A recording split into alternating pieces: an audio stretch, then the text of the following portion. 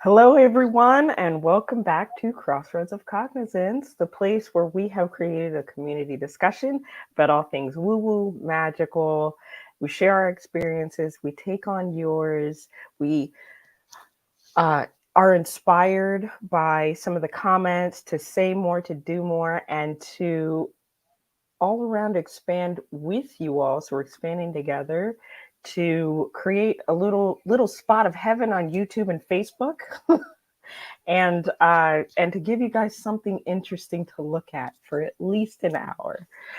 So today is no different, and it is as Katrina was like, "What episode number is this?" And by the way, highs coming in.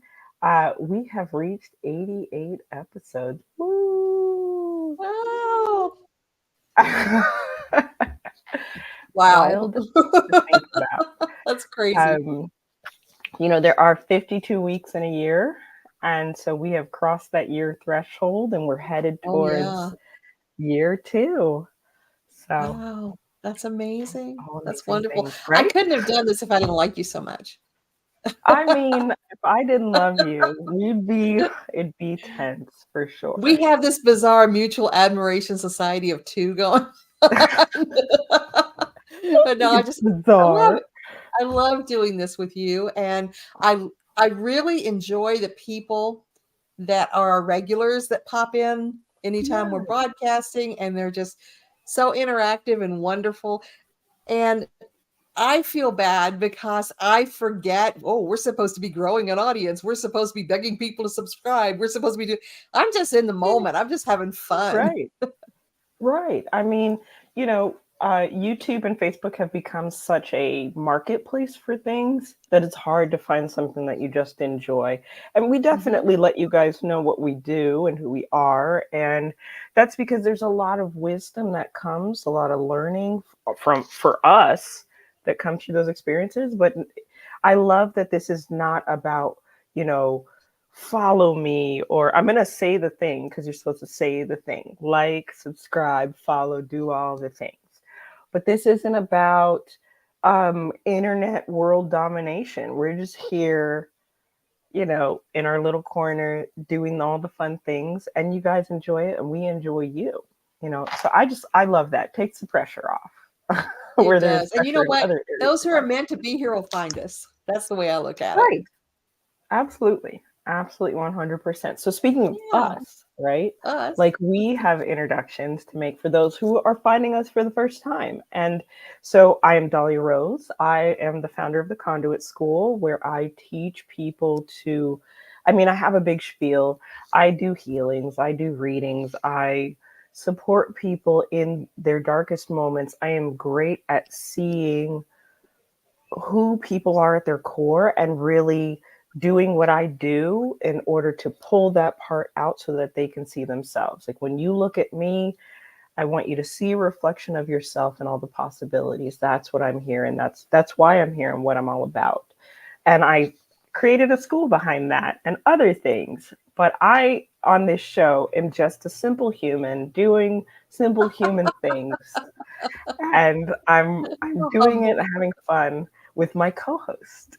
Hi, I'm Katrina Raspel, and let me tell you, if you're fortunate enough, let's put it like this, to have a session with Dahlia, trust me, you will be seen. Nothing is hidden. So so come there with your heart and your spirit and your aura open. um, I'm an author. I've written, I think, 42, maybe 43 books. I don't know. I lost count a while ago. I wrote the Seven Sisters of Avalon 8-book series. I've written a number of books on metaphysics and all different types of witchcraft and energy movement and all sorts of things like that. You can find me on Amazon. If you put in Katrina Rasbold, I'm going to come up. There's no other Rasbold on Amazon anywhere, I assure you. No, that's not true.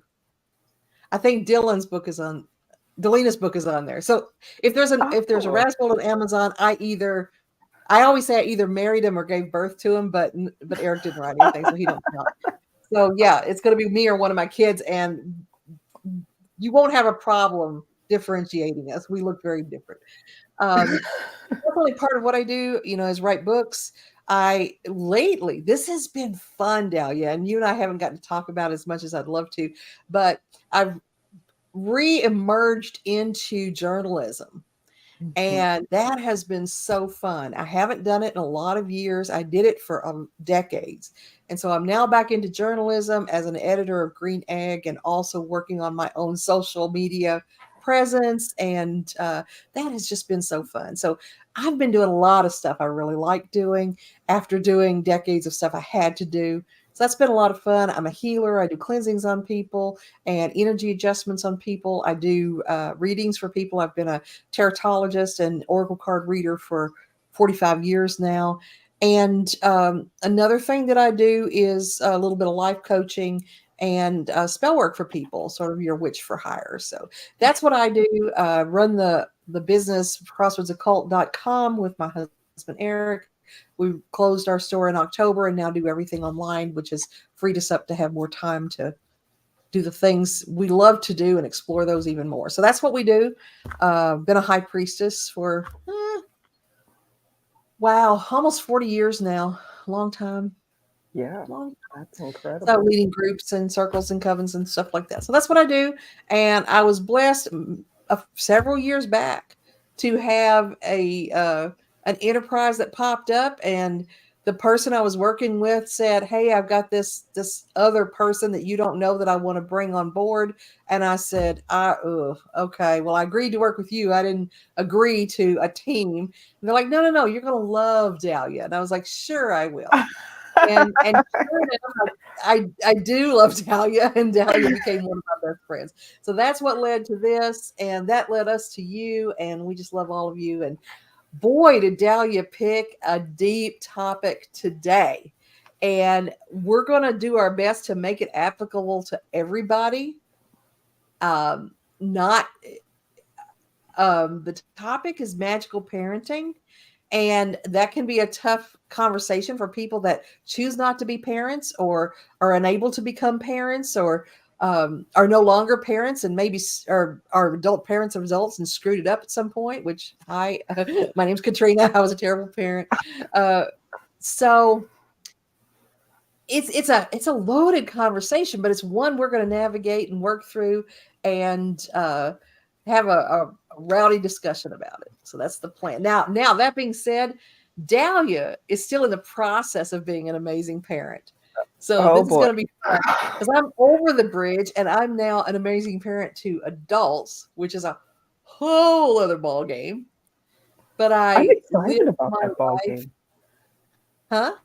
I'm excited about that What'd you ball say? game. Like, get me there It's quickly. real different, Dahlia. It's very different than what it's like when you're hands on in their life day to day, and of course your different kids have different needs. So the way that you engage them, whether it's magically or practically, is different child to child, and it's different from different points in your life depending on how are you doing physically or what's happening in your life that has your focus. And it's a thing. Whereas when you have little kids like you do, you're in it.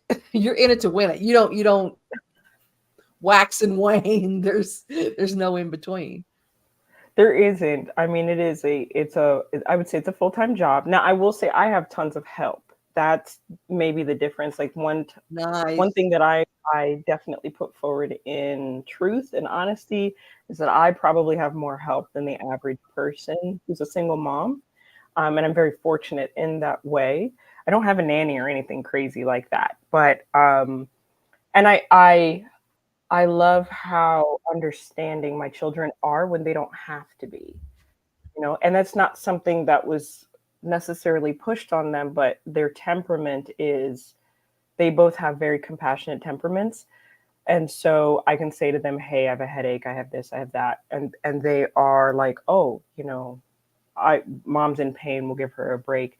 But I think if I had any more than two children, I would probably be on here bald with an eyelash hanging off, a mild twitch, Oh, and completely unmagical because I don't know if I was born to be a parent. I really don't. I really don't.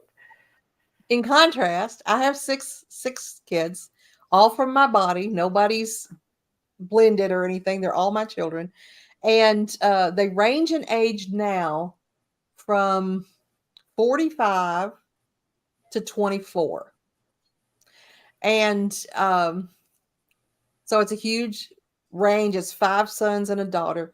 And when I had just given birth to number 5, Dylan, and I had home births for most of my babies.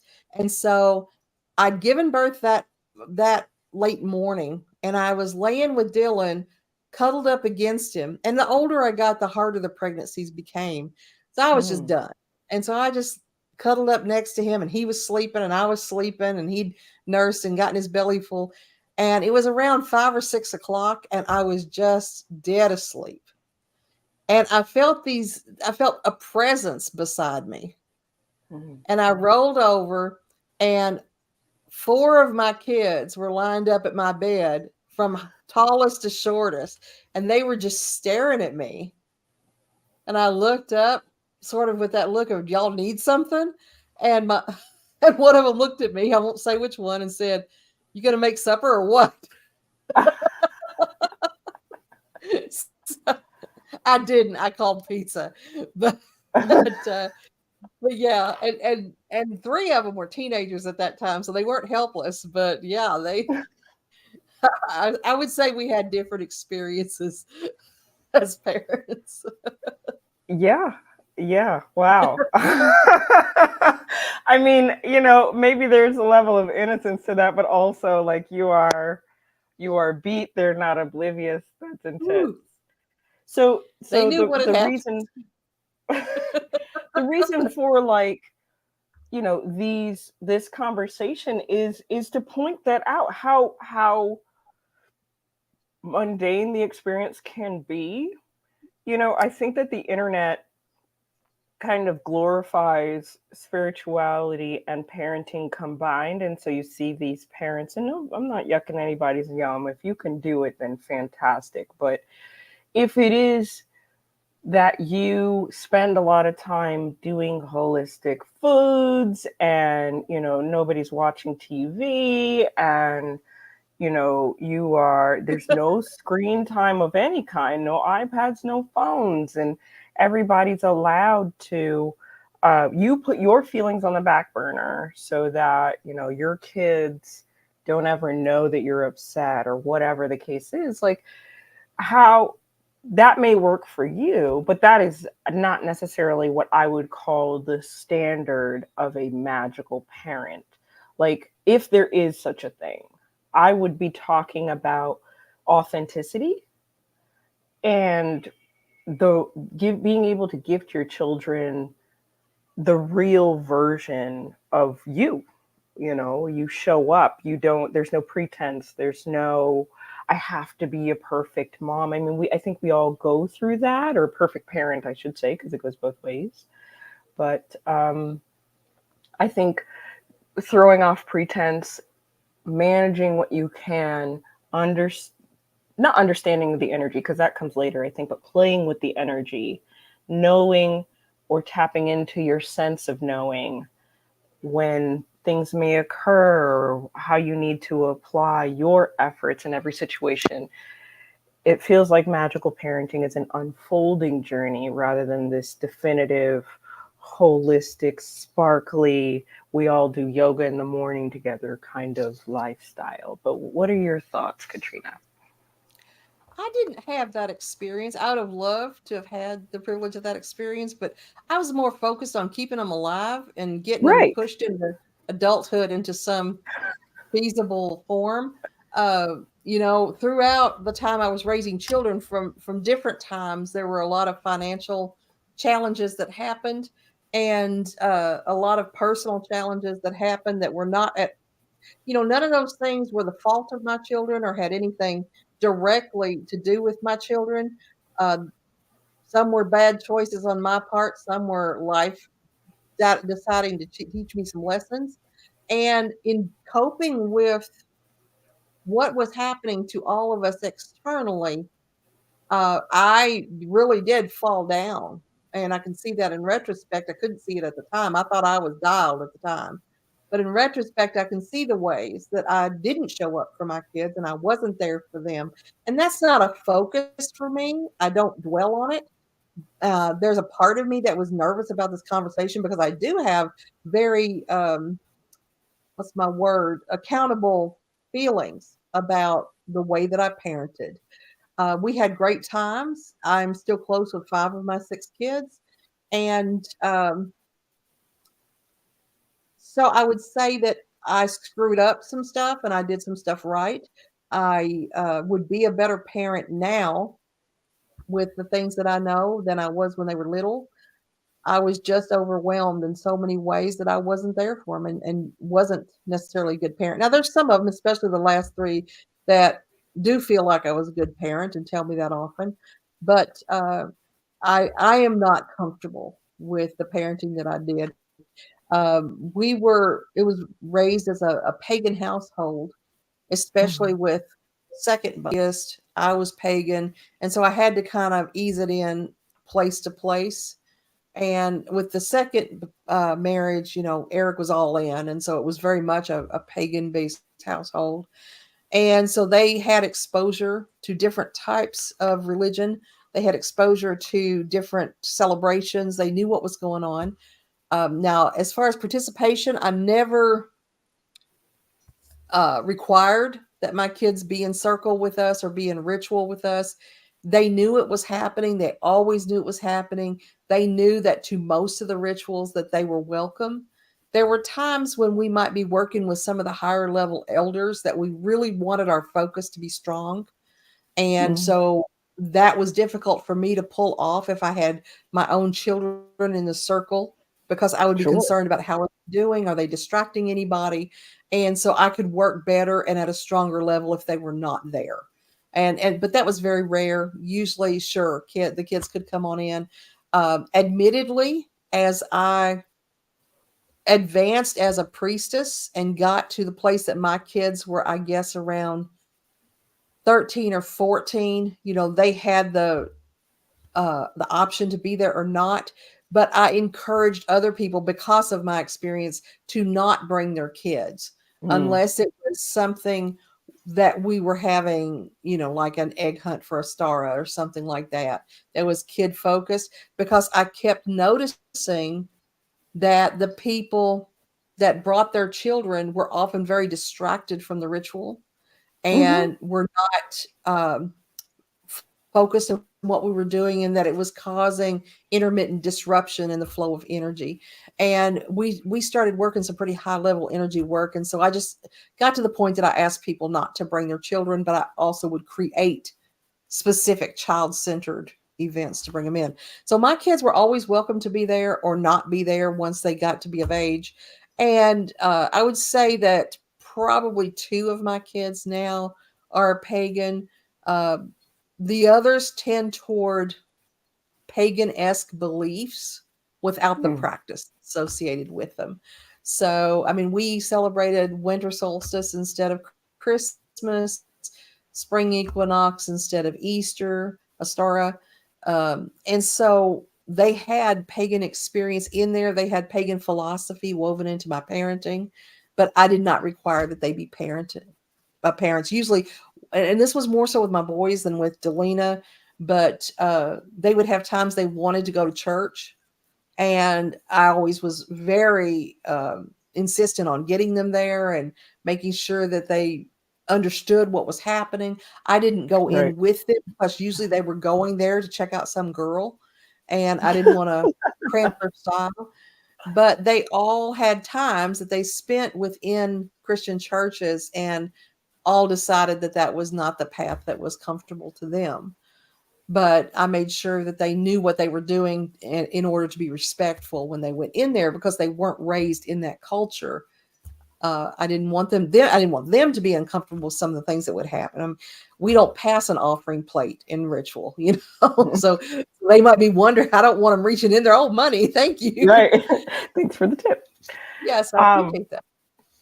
so within your accountable parenting, Hmm. I mean, I hear you talking about things that you would have changed, and Hmm. and seeing evidence of who they are now and how much of themselves that they are, to me, that's magical parenting. I mean, in everyday society, you have parents that project onto their children, Mhm. I need you to be this way or that way, and I need you not, to keep them alive, but like, I need you to grow up and be a doctor. I need you to Oh, join my field of work. I need you to not be a pagan or not be a Christian. And what took place for you, as much accountability as you can have, it's clear that they know who they are, at the hmm very least. At the end of the day, whatever they went through with you, whatever you went through with them. And I think that on some levels, and I may be overreaching here, but I feel like on some levels that has to be because you gave them the example. You didn't have to say, we celebrate these holidays, we do this, we do that. You lived that. I did. You embodied it. And Yeah, so perhaps, spirit, universe, whoever anybody subscribes to, whatever overarching themes there are out there, filled in the gaps. And and somehow, I mean, you have amazing, not somehow, but maybe intentionally, you have amazing children. I um do. I do. But I have amazing children that, in different ways, have manifestation of being what we call on the spectrum. And so we didn't have the DSM 5 to describe at that time names and labels, and most importantly, management of some of the conditions that my kids struggle with as adults. mm, And had I had those tools at that time and the understanding at that time, I could have raised much more confident, happy adults by by being more tuned in on their childhood to what was happening with them emotionally and neurologically. And I didn't have that information. I forgive myself for not having that information, but I see now as adults what they struggle with because I did not know how to manage those situations and conditions. But we also had the I guess you'd say socio-economical, emotional responses of, we had two divorces before Eric ever came along. We had we were a military family. We moved all the time, all over the place. When Eric came along, when I married him, he was 21, and he was taking on a pre-existing large family as somebody who had absolutely no experience with anything like this. And so there were challenges with that. I was coming out of a very wounded uh, experience in my the first two marriages were same to the same person, and so I was not at my best. And in retrospect, there was a time that I had just a complete and total, what we call a nervous breakdown after the second divorce, and was not, oh, excuse me, after the first divorce, where I was not fit to parent anybody. mm, But there weren't choices. right. And there's times I was working three jobs to try to, I worked three jobs to not have enough money to get by. And so there were a lot of external factors that were my choice and my experience and my results that affected my kids negatively. And so I had to do a lot of self healing to come out of that and still feel like I could be a good parent to them as adults. I had to do a lot of communicating with them. Now, part of the reason that my kids are such awesome people is because they found the fortitude to get the help that they needed, and they were able, through therapy and through self auditing and self evaluation, to work through some of what all we went through, a lot of communication. So much of the beginning of my parenting of adults had to do with reconciling some of the things that happened when they were kids. So, I mean, for Mm, instance, here's an example. My son Joe, who's my oldest, he's the one that's 45. He just connected with his dad when he visited 2 weeks ago, and he hadn't seen him in 22 years. wow. So, I mean, sometimes, magical parenting involves waiting them out until they're ready. Right. Hands on, we can talk about magical parenting and say that, hey, teach your kids how to make Easter eggs and teach your kids how to trick or treat correctly and all of these different celebrations of our different Sabbats and holidays and things like that. We can teach them how to be aware. We can teach them how to um, be compassionate with one another. I mean, some kids like yours are just naturally that way. Others have to be taught Yeah. and have it demonstrated to them that's not appropriate. This is appropriate, and guided in those ways. And I'm really feel bad for my kids because I'm great at it now, but that I didn't get there. I wasn't there. Where I was then is, oh my God, I am so tired. I've been working all the time. I have all these kids. I've been through all of this emotional trauma. I'm trying to just have them not die and not go to jail. Those were my two objectives. So far, so good. Well, and again, I feel like we're creating sort of our own definition here, because there are people that are maybe in a similar situation. I can definitely say for me, I'm not in a similar situation, but I can definitely say that my two objectives are like, don't go to jail, don't get into drugs, not the bad ones, Drugs, that was another one.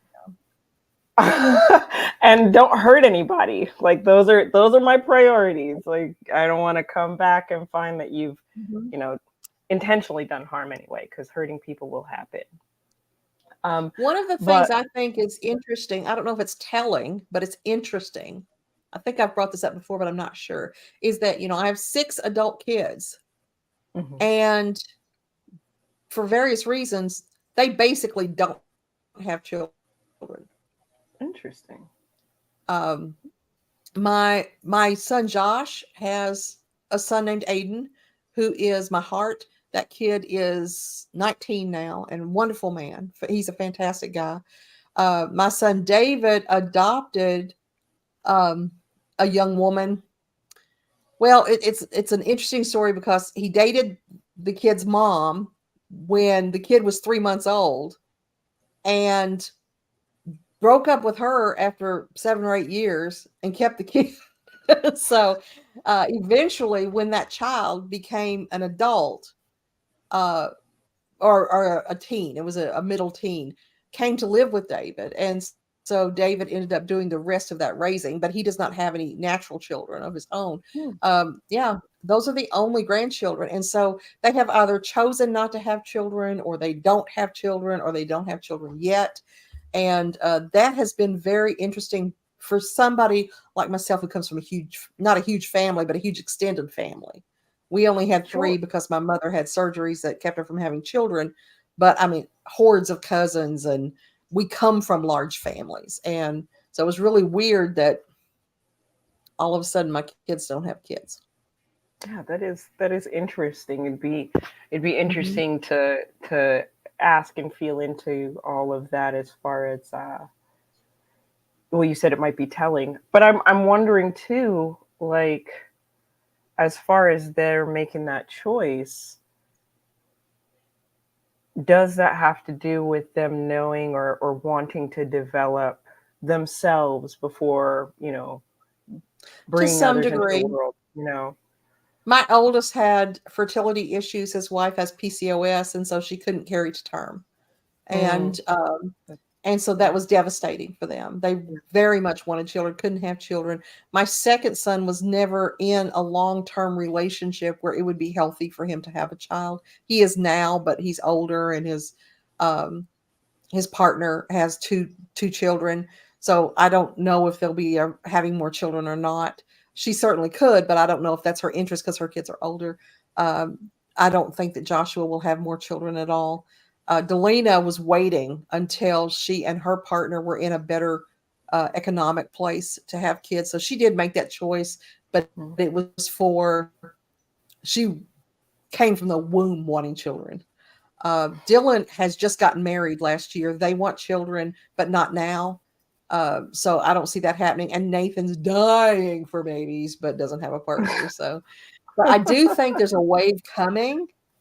But I'm 62 and have basically 1.5 grandchildren. So That's interesting for sure. yeah, One of the yeah. things you've brought up on the show before is how you did occasionally spell work to kind of either protect them or support them in some way. So, Oh, as far rapidly, as the topic, what'd you say? rapidly. And you say protect or support, you forgot manipulate. That's in there too. So when we come at the topic of magical parenting from that purview, like what was that experience like for you? I I do this with my clients as well. To Hmm. me, your kids are a place where you have agency. And Hmm. so if somebody wants me to work on their kids, whether they're adult kids or younger kids, I'll listen and I'm probably going to do it. But yeah, my kids didn't have a thought for the first 18 years that wasn't somehow magically affected by me. I worked on those kids constantly. I've told this story before that I had a situation back in, I want to say around 2005 or 2006. No, it had to be later than that. Jumped out ahead about 10 years. But because I know all my kids were adults and we were all together for Christmas or something like that. And the energy started getting heavy because, there's 6 people that are very different. And some of my kids don't like each other. And so I started to sage just because the energy in the house was getting heavy and I didn't want to deal with any of that. The second those adults smelled sage, they sat their asses down.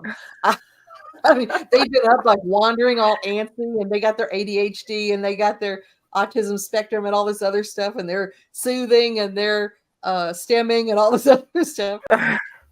They sit on the stage, they're like, "Bah," and they sit down just because it had been conditioned so much throughout childhood that, oh shit, mom's got the sage. We better be cool all of a sudden. So they would just go down. But, mostly it was just about creating peace in the home. I have an aversion to volatile people. And Mm, it's a lot because of how I was raised by my parents. And that whole duck and cover, things are about to get real. I shut down when that happens. I have a real problem with that. And I was not going to have that from my kids. And I didn't mm, beat them into submission, but I would magic them into submission where, oh, this is getting too heavy. I need to dial this down. So it was a lot of grounding. They learned very quickly hold this black stone. They learned how to meditate and breath. Um, and a lot of that had to do with their difficulty getting to sleep at night. I would have them mm, start to do meditations to encourage sleeping and to still their minds and I call it get up on the ceiling because what I would have them do is just breathe and imagine that your body's getting lighter and lighter. It's almost like a hypnosis that we would do to get them into the floaty mm. space, into that liminal place where they could choose to sleep. So Nice. yeah, that when I say magical manipulation, there was times that I was like, oh, this girl will not do. Sorry, I got to wish her to the cornfield because she's gonna be trouble. So yeah, so there was times I was outright manipulation, focus magic, because my kids had trouble completing or turning in homework. They would do the work and leave it in their backpacks. And so I would do hot foot magic and things like that to get them to do, turn your shit in. You did it, get the credit for it Right. and to stay on track. And now when I look back on those behaviors, it's obvious that they stem from a neurodivergency that we did not know how to identify at that time. But Right. back then it was just, oh my God, this is the work that your teacher said you never did, and I'm holding it in my hand all crumpled up with fruit roll up stuck to it because it was in your damn backpack. And I couldn't understand, like, and my thought, because we personalize everything, was, why are you making my life so hard? Why do I have to deal with this on top of a foreclosure, on top of, all of these other things? And so I did not have the compassion. I did not see my kids as I should have. I was putting out fires. Right. And I didn't have support. I didn't have people lining up to help me out with that. I mostly either worked out of the home myself or was at home and had a partner that worked out of the home and was disconnected and not quite there. So it was just me. And it was just real hard. So those are my big regrets as far as teaching them to be like you said, compassionate, plugged in, present people. Instead, I taught them there are going to be situations you need to escape, find a way to do it. Hmm.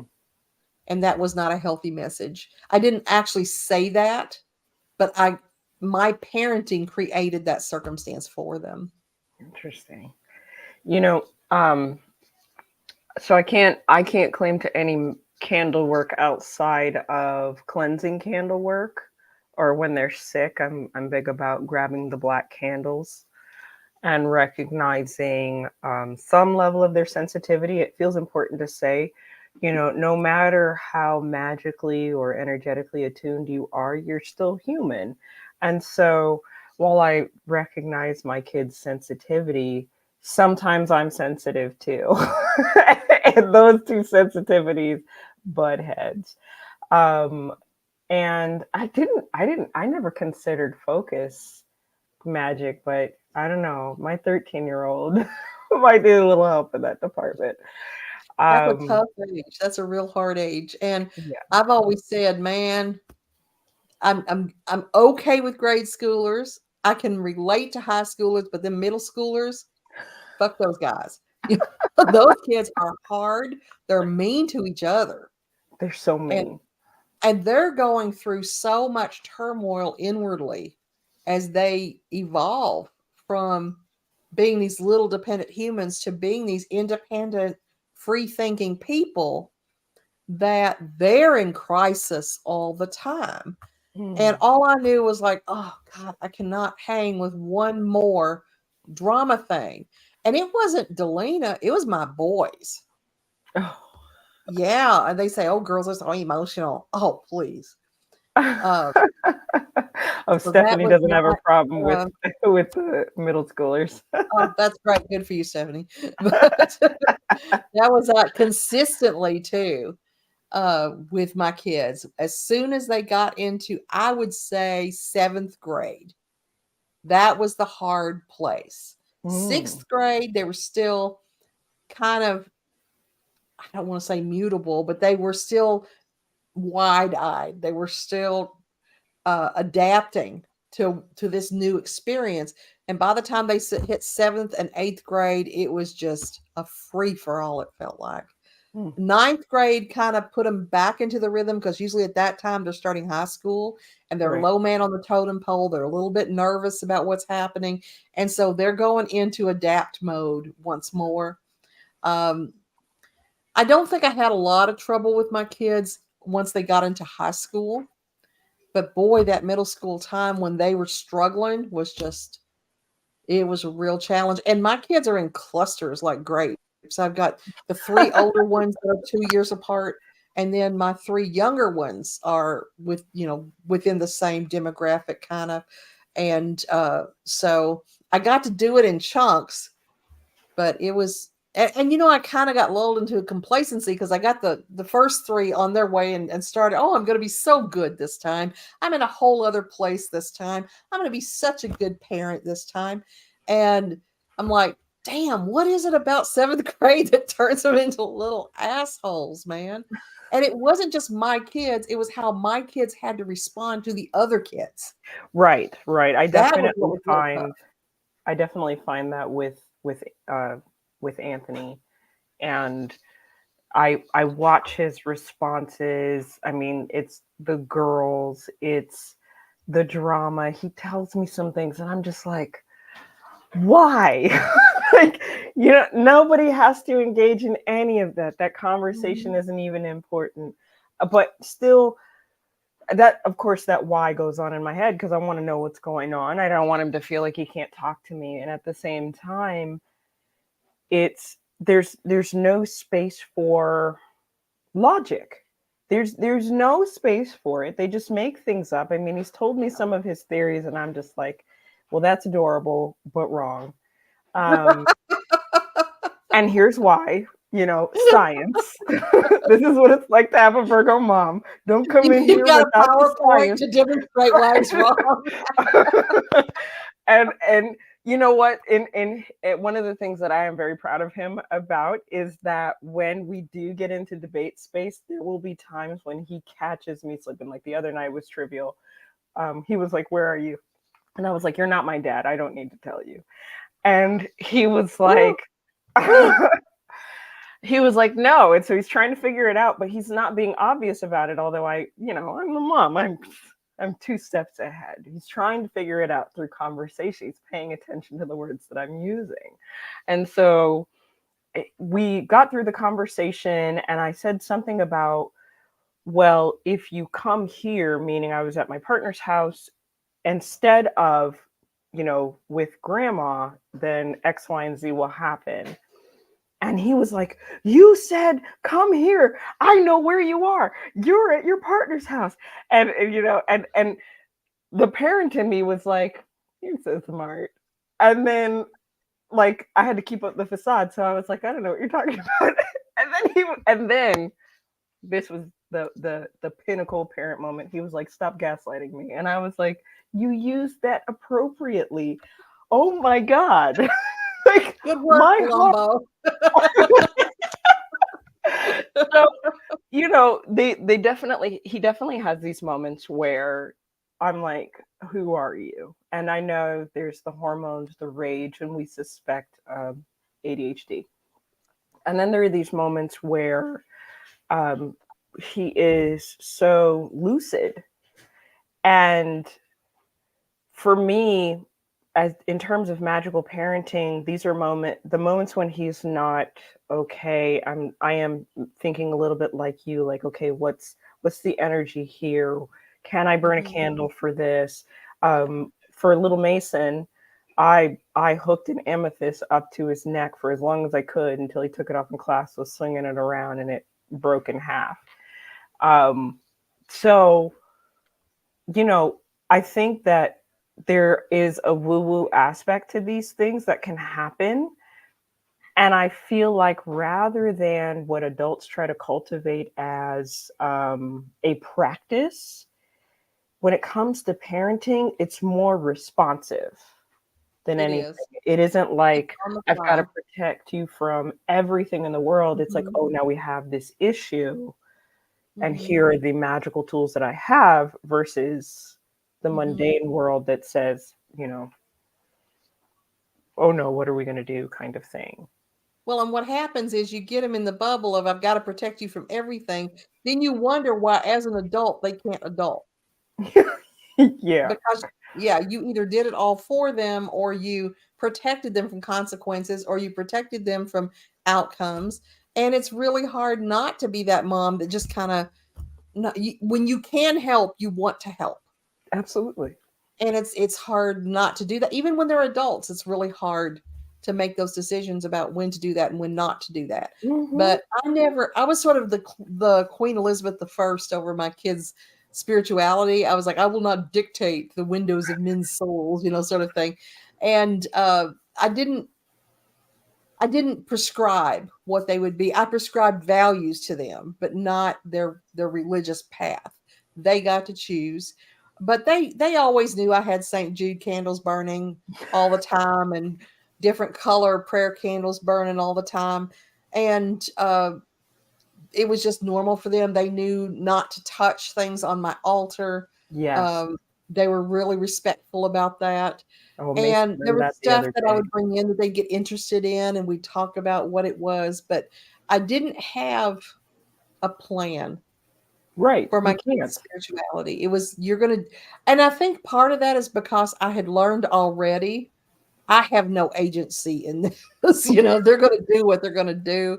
So all I can do is try to give a good example. There was a time where I asked Eric when the youngest Nathan was 5 or 6, are you sad that we didn't have more children? So I'd already had my tubes tied by then. He was like, no. And he answered so quickly that I didn't bother to ask him again. He's an awesome papa. I mean, I've never, and part of the reason I would ask is I've never seen a man love children so much. Um, he is excited to be a grandfather and for them to come along, and we'll be in restaurants and little kids just gravitate to him and will look at him really intently and make faces at him and play with them and stuff. And so I've always thought, do you want kids? No, no more kids. I don't want any more kids. And even his mother told me, Eric is not going to be a good father. He doesn't like Oh. kids. It's like, man, have you met him? He was always the one down on the floor playing cars and blocks. And, they had a game called Frogs of Pain and Death where they would take plush frogs that we had and beat the shit out of each other with them. And so he would pick the kids up when they were little, like a shotgun, and like pretend to cock them and shoot them, make them fly. I mean, he was a very interactive dad, and he was a very interactive papa too, with Aiden and with Luna to some degree. And so, yeah, I know he's going to be real excited when we have grandchildren. He'll be a very hands-on, involved grandpa. So I'm excited for him for that. But I mean, with my first two kids, grandkids, I rarely even babysat them or anything. I was like, good luck. Love you guys. Here's some Right. cookies. Right. Cookies and go back home. Yeah, you got a mom. And I love it when the kids, they try to do that, pitting you against it, and you can see it. You can see as soon as they're trying to pit you against your partner or pit you against your child who's the parent, you're like, oh, no, we are not doing that. Right. In the age of cell phones now, I'm like, hold. Right. We're going to get instant feedback on this. Yep. Oh, that's too funny. United I haven't had that front, too very much, but it does happen. And I'm like, it's so interesting to watch them evolve. Like the moment when Mason started lying, my 6-year-old, I was like, oh, well, what started this? And I'm just like, oh, it's consequences. Like, it wasn't that we taught him lying, but he doesn't want this thing. And so he's going to talk about, and anyway, it's very, I feel like, so the contrast between my kids is 7 years. And the first one did not get spiritual Dahlia. He got very real world. Listen, I've got to work. You're going to daycare. When we come home, we're eating dinner. We're doing this. We're doing that. And so he's seen me soften and become more present over the years. And so I feel like I got a second window, a second glance with Mason to actually stay present and watch him unfold. And I still do it. And, but I definitely thought maybe in both cases that I would have some sort of like, okay, we're all going to gather under the tent. We're going to do these things. I wanted, when I got married all those years ago and then eventually divorced, but prior to that, I wanted to create our own family traditions and we were going to do this. And it never manifested that way. But one thing that has been consistent is that the magical tools, I was going to say the magical lifestyle, but that's not even, I even hate saying that because it's not a thing.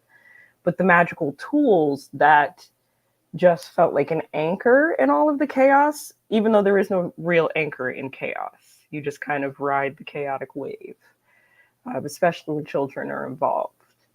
So at the very least, they'll look at me and they'll be like, oh, well, tell me about this crystal, Mom.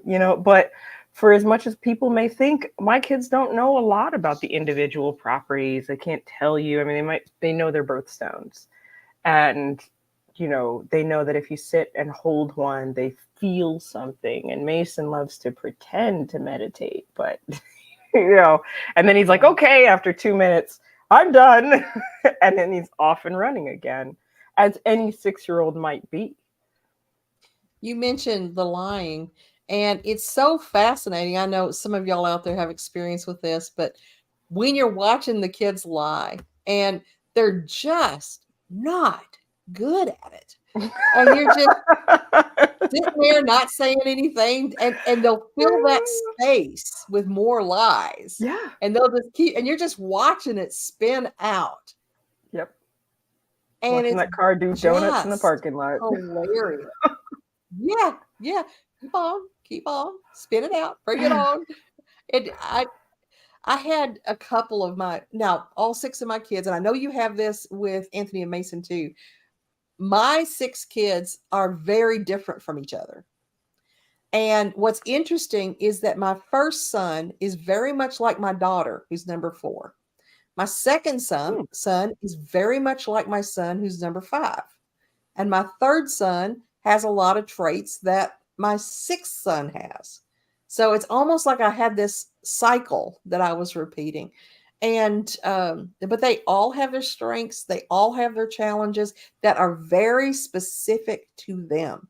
Mm. And I think part of not just magical parenting, but any parenting is figuring out individually where those lie. And it's really hard once you have multiple children to not group them together as the kids. And you have to kind of see your kids. Now, one of the things that I used to do to help that happen, especially when it got to the point that I've got 5 kids, I've got 6 kids, is we lived on the mountain in Grizzly Flats, and I would go down every week to get groceries to the town. And it was a 45-minute drive one way and took some time, and then a 45-minute drive back. And so my kids, there were 3 of them living at home at the time, got to have their day with mom, and they would alternate. So, okay, well, today's Dylan's day. We're going to go to town. And so he would go to town with me. He could spend his allowance at that time. He could also, which had built up over the last 3 weeks, he got to pick where we had lunch. He got to pick the breakfast cereals that we bought. He got to pick some of the entrees we were going to have for dinner that week. And on the way down, we're trapped in a car together for 45 minutes one way. And so a lot of talking could happen. We Mm. played games where I would ask questions about certain shows that we would watch together, trivia questions, and we would play. Um, they like to play the ABC game where I would say, "Okay, now I want you to name a candy, that a type of candy that starts with every letter of the alphabet. Go." And we would go back and forth with, "Okay, think of one that starts with A. Think of one that starts with B. Abba Dabba, got it. Oh, that was really good. B, Baby Ruth, good job. And just interacting in that way. So I got to see them as individuals. And that was Mm. really helpful for me, was carving out that special time just for them where they're not in a group where I've got them away from everybody else. Now, this may be a little new agey, and it felt like a cheat code when I did it, but I went the astrology route. And my astrologer, much to his chagrin, because he was like, they haven't lived their lives yet. So I'm pulling their chart and I'm telling you these potentials, but they haven't lived. And so will this manifest? Will it not? And I'm like, I just need to know, like, what's what's on the table here. Yep. And Anthony was on the path to be like a spiritualist or teacher, somebody who really impacts people in a positive way.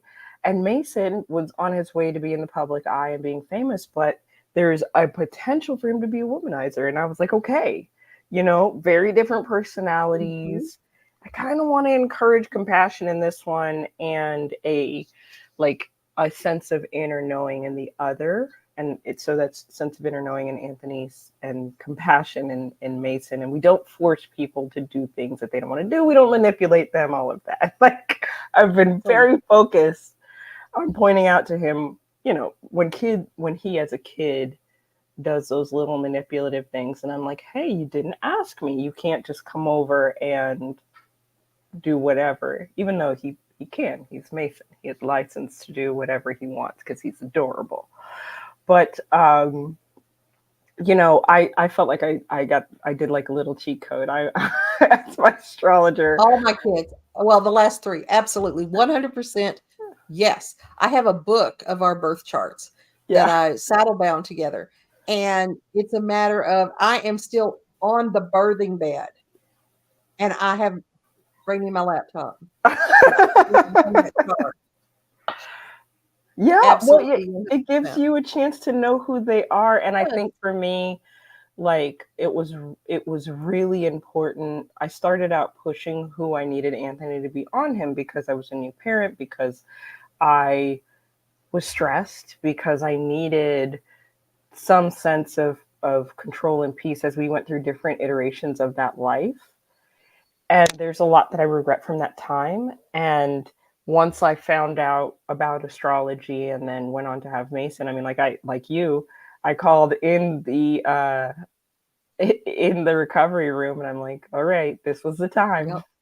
I I'll bet. talk to you when I'm out of here. That's right. Well, and also, I think all people, when they approach parenting, whether they're magical or not, one of their greatest influences will be, what did my parents do that I liked, and Mm, what did my parents do that I didn't like? yeah. And the first few times, and I say few times because it's going to happen quite a bit, that you find yourself responding to your kids in a way that you didn't like your parents responding to you, it's a real telling moment. It's a real informative time, because you'll pull yourself up, you'll stop yourself and say, wow, that was my dad, or that was my mom right there. I can't do this. Yeah. And not that I can't parent, but it's time for deep self audit to figure out, why am I responding to conflict this way with my child? And so those kids are such mirrors to your own responses. And the more that you plug into how they're responding to you, the more you will know how to gauge future engagements with them or future interactions with them.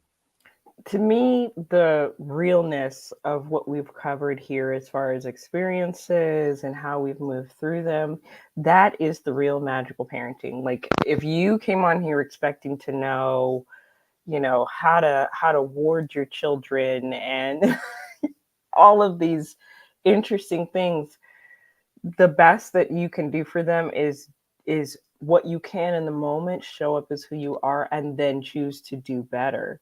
Be the example of Mhm. healing. One thing we didn't necessarily cover was, I believe that the healing that we do as parents does trickle down, and the age doesn't matter. Their Yeah. receptivity matters, and they will, that Mhm. what their soul is calling for, so they'll go through their own lifestyles and their own um, different needs and lessons.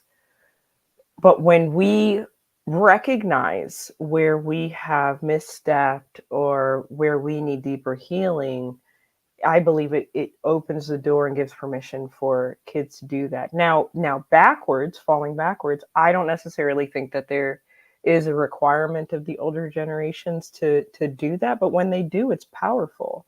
So It this goes is. back and forth. Were you raised by magical people or not? When they do their healing work, or at least they start on their path of forgiveness or whatever, Mhm. then it will trickle down to you, and then you on to your children, or at least the people that you adopt, because we all have those people in our lives too. As young as I Absolutely. am, I do have people I've adopted. So So I think the main takeaway is, know yourself, know them, be present and engaged, and be accountable. It troubles me when I see enlightened parents who will not acknowledge to their kids, I made a mistake. I should have handled that differently. oh, oh yeah, and they're like, no, they can't, they have to be perfect. Oh yeah, 100% right. um and with the earphone falling out of my ear, I think I think we're at the end of the show, everyone, Okay. and that was a great synopsis of the definition of magical parenting. So definitely catch this on the replay, take your notes if you want to, but really this is a felt experience, and don't let outsiders define who you are. And we will catch you next time on Crossroads of Cognizance. Bye everyone.